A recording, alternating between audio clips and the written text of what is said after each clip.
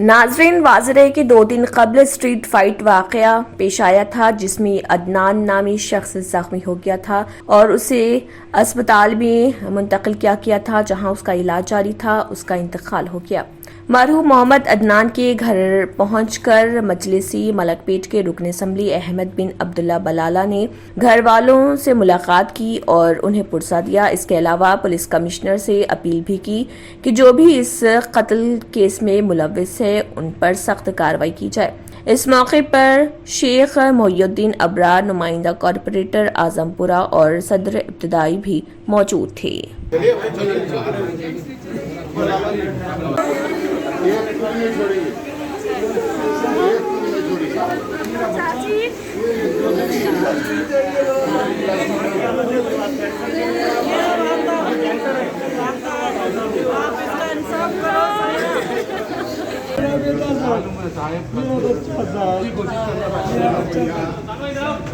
आप थोड़ी हिम्मत रखो, आप ऐसा करें तो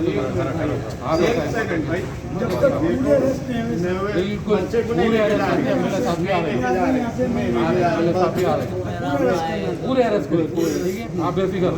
एक भी नाम चेंज नहीं होता, एक भी नहीं बचता। वो जो बाहर भागने वाले हैं, नहीं भागने वाले नाम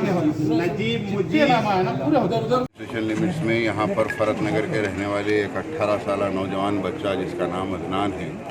उसको वहाँ पर बेदर्दी से किसी और के झगड़े के अंदर इसको बेदर्दी से ये अदनान बच्चा जो जाकर वहाँ पर ये क्या हो रहा देख रहा था,